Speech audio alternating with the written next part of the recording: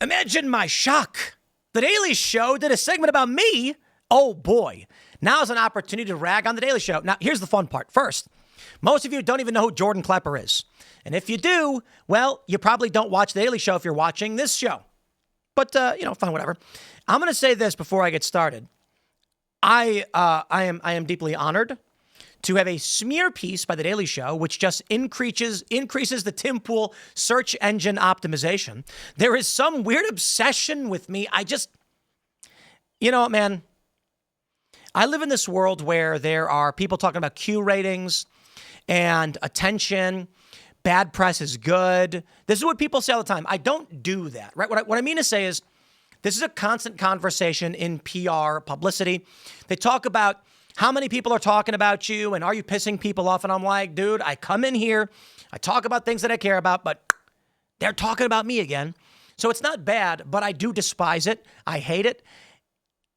I really just don't like to be involved in this stuff. But considering they want to smear me for I don't get it. Let me just say this. Of what political consequence am I for The Daily Show? Wow. I don't even get that many views. Come on. Hey, Daily Show. Go make fun of Benny Johnson. No, I'm kidding. What up, Benny? Let me play this for you. It's 6 minutes long. And I don't care to play I guess I should play the beginning. But I'm going to provide my commentary on the clips they bring up because I'm not wrong in any of it. Let's roll. Oh, it's muted. Staff will be called the new media seat. We have an individual in our new media seat today. His name is Tim Pool. Guys, hold on. Why were they laughing? No, seriously.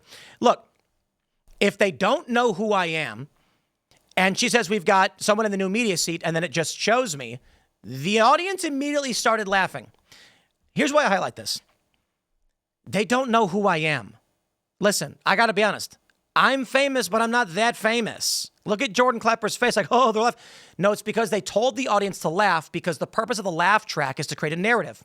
Tim Pool looks funny.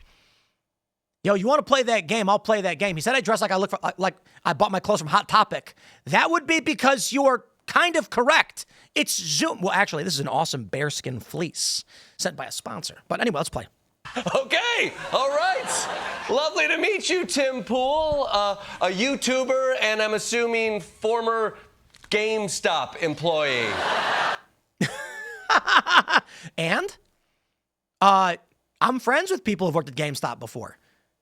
I'm just going to say it again. And, this is the issue. They want to try and win back the working class and regular people. I'm going to John Fetterman route. There's a reason Fetterman dresses down. And I've told conservatives, don't rag on the guy. He's trying to make it look like he's a regular dude. Now, I don't dress like this trying to look like a regular dude. I just have utter disdain for suits and the pretense of wearing one. I'm not a conservative, but carry on, sir. Now, his head might be cold, but he's in the hot seat. Let's hear him hold this administration's feet to the fire. Many of these organizations that are represented in this room have marched in lockstep on false narratives, such as the Very Fine People hoax, the Covington smear, and now what's being called the Maryland Man hoax. I'm wondering if you could comment on that unprofessional behavior. Wow. Yeah. Wow. Now that's a great question. It is. Everyone in this room sucks. Do you care to comment? Oh, yeah. Because the idea that journalism only exists to be adversarial to politics is the stupidest thing imaginable. The idea is that news media is supposed to be, the fourth estate. We challenge power. And what happens when the entirety of the news media is marching in lockstep? At what point does someone say, why? Care to comment? My point was that Carolyn Leavitt, largely, the Trump administration, allows these people, and they have preferred access for some reason. Donald Trump does interviews with these people. They lie all the time. Carry on, sir. Okay, so the Trump administration has brought in the perfect weapon, someone who can attack the media from within the media. No, actually, we have been requesting repeatedly to the White House for access to interviews, and we got approved for several interviews, notably with Sebastian Gorka, Kristi Noem, and Secretary of Transportation Sean Duffy. We went down, and then they said, we do have an availability in the media seat while you're here. So it was us asking them like any other media organization. Now, to be fair, they did mention the seat was available as I had made the trip down to D.C. But I would just say, fair point in this regard, we were asking them when we could get these interviews. He's like a wolf in sheep's clothing if that clothing came from Hot Topic. Zoomies, okay? Zoomies, not Hot Topic. You know what? Looks can be deceiving. If he has White House credentials, I'm sure he brings the dignified, well-sourced positions that we expect from qualified journalists. Let's roll. You've got stories of migrants grilling cats and slaughtering mammals in the street. The left are like, women. Well, hold on. There literally were stories of it. I'm not wrong. I'm not saying those stories were corroborated, confirmed. In that clip, I said, you've got stories of this. Indeed. It was all over the right. So I'm not wrong. Here we go. This one's fun. Only get paid Also, I want to point out this is 5 years old. Oh, wait, no. This one's like 3 years old.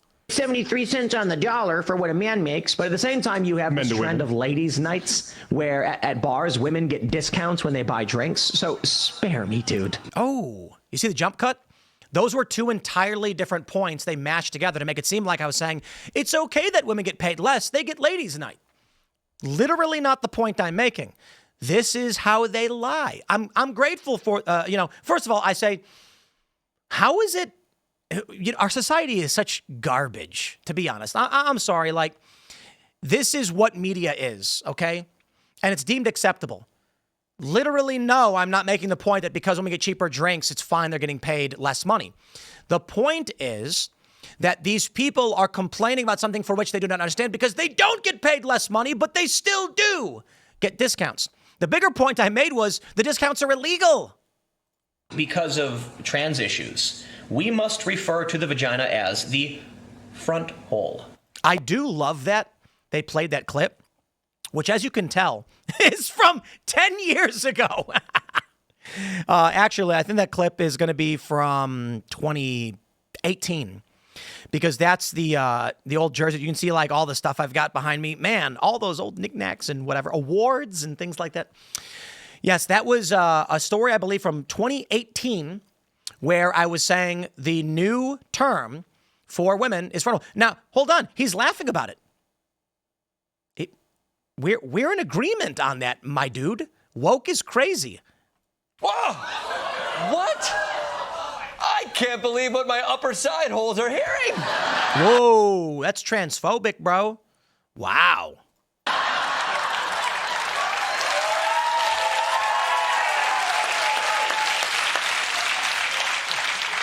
My middle face hole is agape. My back hole is clenched. We're in complete agreement on you mocking trans people, I guess. Jordan Klepper, I didn't expect you to go this ham against the trans people. Are we all caught up here on how we're doing?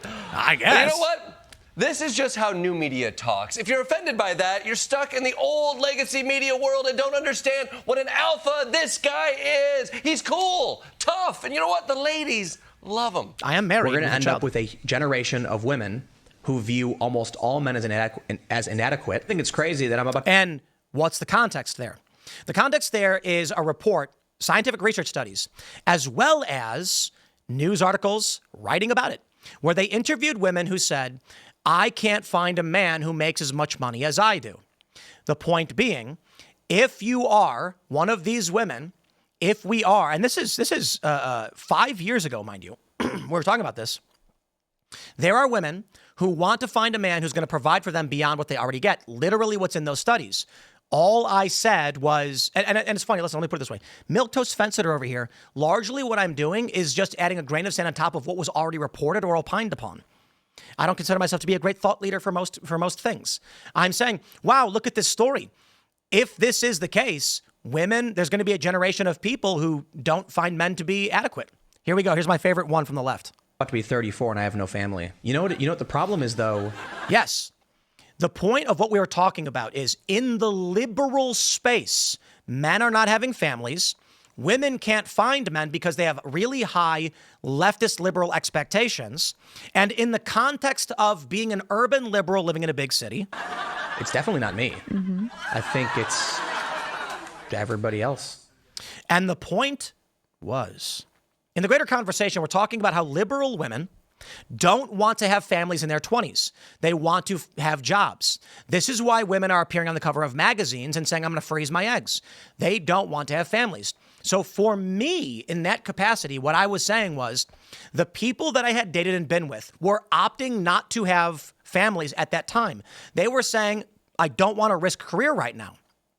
And I was like, okay. Now, when I say everybody, obviously there's a context to this that they are removing it from, but by all means, the goal of The Daily Show in this regard is not to actually address the ideas, but just to try and take away any kind of, I think the way the Democrats operate is, don't like this person, they're not cool. That's their whole game. Jordan, you are in over your head, but I appreciate it. Let's roll. You know, I'm gonna play this hand blind and say it's definitely you, Tim. Well, I am married and I have a child. Hold on. But actually, I'm gonna do this for my homeboy because he's wrong. Women, men make as much. This story has been repeated over and over and over again. Let's see. Oh, there's a bunch of them. Man, wow.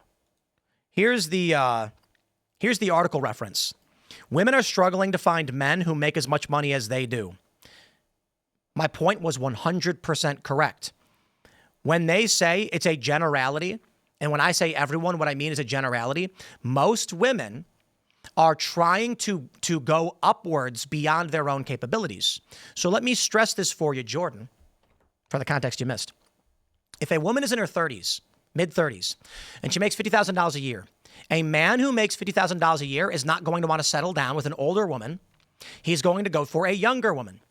In this capacity, my point was, in these liberal spaces, the people that I had been around in all of it, it's crazy to me. Not that I don't have a family, because they're trying to frame it like I'm desperate and couldn't find anybody. My point was, my dad had 2 kids by the time he was 27. It's crazy that we live in a society where that was acceptable and normal. When I decided to get married and have a family, I did. But they're pulling that context out. But let's play.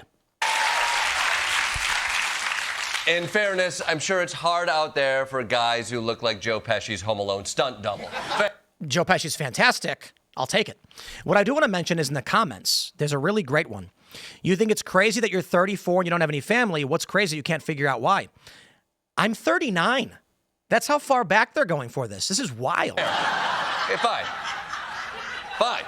He's not great at analyzing his love life, but that doesn't mean he isn't great at analyzing the political landscape and telling Let's go. us not just what's happening, but what's going to happen next. Indeed. Like the predictions he made about January 6th, 2 days prior. Okay. First question, did I make a prediction about January 6th, 2 days prior? Newsweek says exclusive threat of pro-Trump violence in Washington overshadows inauguration security plans. Oh, I just love the depravity of these news outlets. When did Trump tweet, "Go get violent," and instigate? Wait a minute, was that a jump cut? Let's try that again. You see what they do here? Well, let me play. Violence. Trump said, "Be there, it'll be wild." What does that even? I'm having a party, everybody. You got to be there. It's going to be wild. What does that mean? The point was, they said pro-Trump violence. In the article, they talk about Trump was calling for violence. And I said, Trump didn't call for violence. He's saying, be there, it'll be wild. What does that mean? The assumption was that Trump was calling for violence. I didn't predict anything. Does that mean we're going to bring guns and it's going to be violent? No, it means we're going to have a party. Yeah! That's right, bro! And you know what they say, it ain't a party until somebody drops a deuce on Nancy Pelosi's desk. If only. Yeah, fine. So New Media's Tim Pool was wrong about January 6th. He's not a... New Media's Tim Pool. That was not a prediction of January 6th. It was me saying, stop claiming Trump was calling for violence when he didn't. It was descriptive. Mind reader, even though he dresses like a street magician. I'll take that one. Still, Tim can promise you this. He brings you the unbiased and unfiltered truth. The news you're getting comes straight from me and straight from the source. I don't have a political... Whoa. Hold on there, a gosh darn. Where is this? Oh, I know where that is. Holy crap. Yo! I'm like 27. I can't believe how old this clip is. It's before I even moved in. Look at this. Wow, man. In this room, you can see that like nothing is set up. There's like a painting on the ground. This is August of 2016. This is 9 years ago. I'm 30 in this. 9 years ago. Actually, I think it's is it 9? Yeah, this would have been almost exactly 9 years ago. From me and straight from the source. And that was because I was literally pre-podcast reporting on the ground. Here's one. I have a political agenda. Bringing that clip. This is amazing. They're going through like the entirety of my political career. This right here, you can see my Ferguson thing on the wall, the skateboards. This was in New Jersey, and this would have been 2017. So, wow. 2017. Political agenda. Bringing real news and not narrative to all. This one is going to be from 2020. And you can tell from the room that I'm in. So, old Timcast graphic back there. This was probably 2020. View it. Exactly. It's truth to table journalism. Indeed.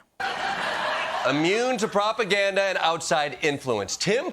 And I will maintain that right now. Pool is an honest man who cannot be bought. Popular far-right American influencer Tim Pool, unwittingly paid by Russian state media company RT as part of an operation to influence American politics. Never happened. It's pretty wild. Let me tell you the story. The DOJ launched, here's the understanding we have so far. The DOJ launched an indictment. They issued an indictment against two individuals no one ever heard of, claiming that Russia was funneling money to a new media venture in Tennessee. My understanding of it right now is that they dropped the case almost immediately, as there was no evidence it was ever true. They never released any evidence. It was all conjecture, and that was the end of it. I think the reason why they came out and it was fairly weak, like none of these people actually knew it was happening, was because if they tried to actually come after us directly on something they made up, then we'd have grounds to challenge their claims. Instead, as it turns out, it literally never happened. Now, I don't know where we're currently at because I'm not party to whatever that case was. What I can tell you is based on my understanding on the legal side of things, the DOJ straight up made it up. That's my understanding. Never received money from Russia. We never had anything to do with any of this. And it appears the DOJ dropped the case almost immediately after claiming it. Really fucking weird, right? What more can be said? Pool promoting pro-Russian narratives on a host of issues. Whoa. Like what? Are you saying I shouldn't trust a man who dresses like a divorced ghost hunter? What? I like ghost hunters. We actually put together the Inverted World show. Come on. Whoa. No. You know what?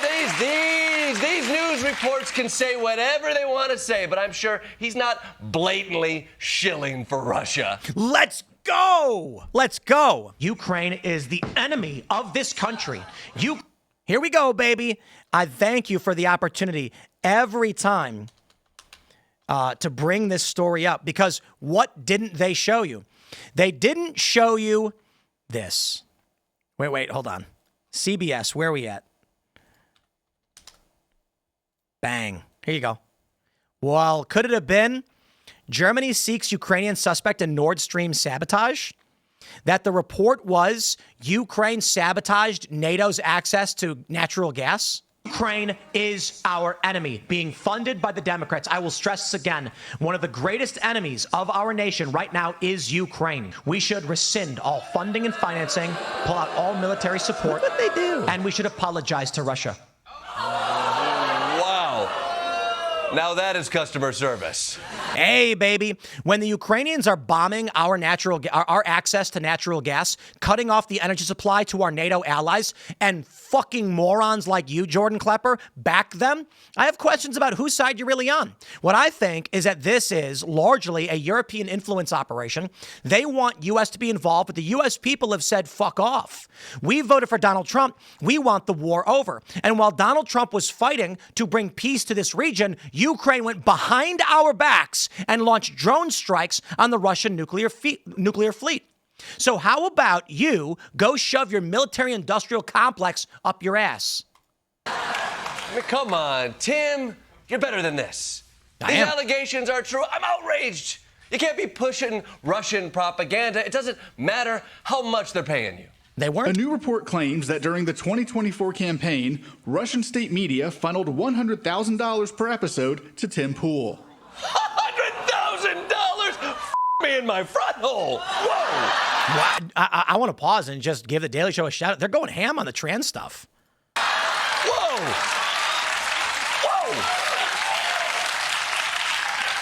All right. So what? What is $100,000 per week? Could it be $5.2 million? Could it be that Tim Pool, with millions of subscribers, the second biggest live show in the country, can command a rate as high as this? Why, heavens me, how much do you think Sean Hannity or Tucker Carlson was getting paid at Fox News? What would I say? What would you say if you said Timcast IRL? I think 2 episodes ago, because we track the ratings, we don't have them immediately the day after. We have general ratings, like I can tell you probably have 500,000 from last night's episode.